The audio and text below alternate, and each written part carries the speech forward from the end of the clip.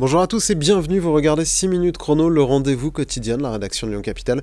Et aujourd'hui nous sommes avec Thomas Dossus, bonjour. Bonjour Paul Terra. Vous êtes sénateur Les Écologistes du Rhône, vous faites partie de la délégation des écologistes qui discutent avec le ministère de l'économie pour essayer de trouver des compromis autour d'un futur budget, puisqu'il faudra peut-être un jour quand même que la France se dote d'un budget. C'est des discussions pour la forme, pour donner l'impression que ce gouvernement Bayrou discute avec tout le monde et discute avec vous en particulier.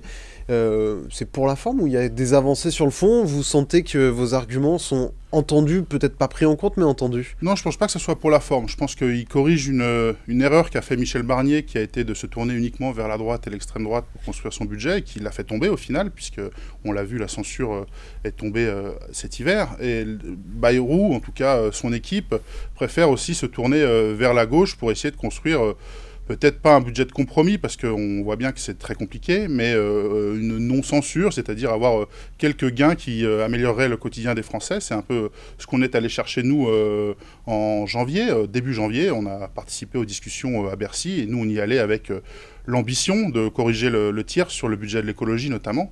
Et malheureusement, on n'est pas arrivé à trouver, de faire un pas, de les faire venir vers nos priorités. Donc, pour l'instant, on n'arrive pas à trouver ce compromis, et même avec le budget de l'écologie, les ordres de grandeur ne sont pas bons. La France est en train de sacrifier son avenir. Comment vous expliquez que les socialistes et eux, finalement, étaient entendus, mais pas vous, les écologistes ?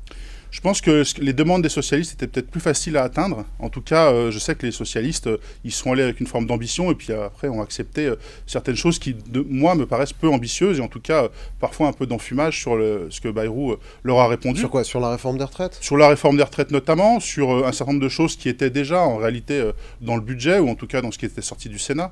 Donc moi, je salue la victoire sur les 4000 enseignants qui ont été préservés. Je pense que c'est important que la copie du Sénat ne soit pas respectée, que la CMP revienne sur ce qui est sorti du Sénat, et qu'enfin on puisse afficher ces 4000 enseignants en plus pour l'éducation nationale. Mais malheureusement, ça me semble insuffisant quand on voit le reste des dégâts, c'est-à-dire toutes les missions budgétaires d'avenir, c'est-à-dire l'enseignement supérieur, la recherche, l'innovation, l'écologie, tout ça est sacrifié sur l'autel de l'austérité budgétaire.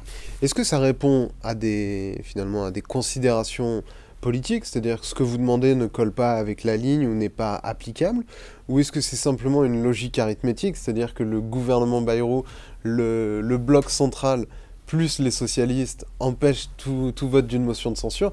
Est-ce que si par exemple ils avaient besoin des socialistes et des écologistes, ou que des écologistes mais pas des socialistes, finalement vous auriez pu avoir plus voix au chapitre? Est-ce que finalement c'est pas une équation parlementaire qui vous éloigne aujourd'hui de... Je vous confirme que s'il y avait plus de députés écologistes, le budget de l'écologie serait plus ambitieux. Évidemment que s'il y a un rapport de force à installer, et donc il faut plus d'écologistes pour avoir plus d'écologie dans le budget du gouvernement. Ça, c'est une équation mathématique, mais qu'on voit partout. Si on veut que les budgets avancent sur ces questions-là, il faut voter pour des écologistes. Ça, je vous le confirme.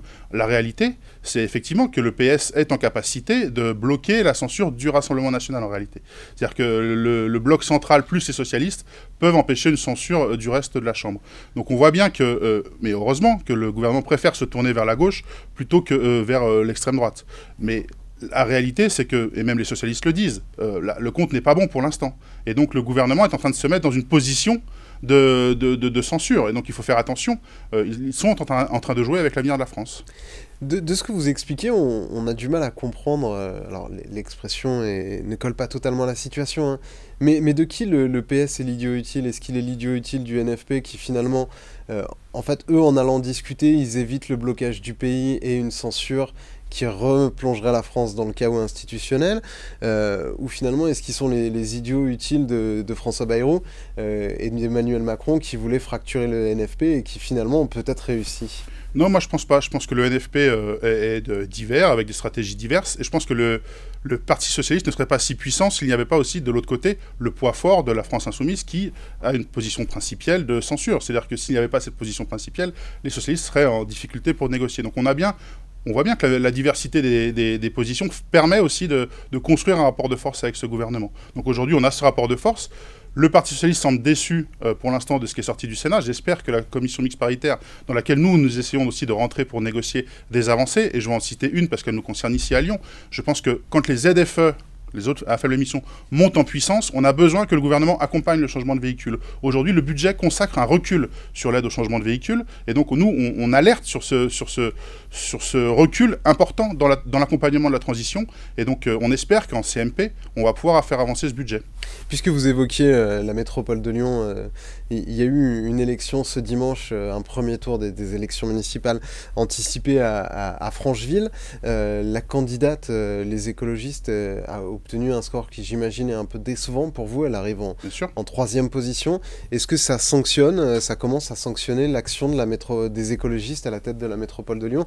Est-ce qu'il faut y lire ça? Moi, je pense qu'on voit des séquences, il y a plusieurs partiels en France où toute la gauche recule d'au moins 10 points. Et je pense que la séquence où on se tire dessus en permanence, où chacun met des oukases sur l'une ou l'autre des composantes du NFP, provoque une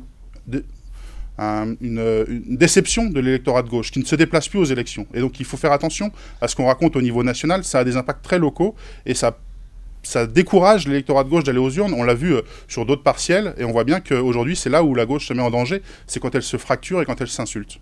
Merci beaucoup Thomas Dossus d'avoir répondu à notre invitation et à nos questions. Moi, je vous retrouve très bientôt pour une nouvelle édition de 6 minutes chrono. Au revoir.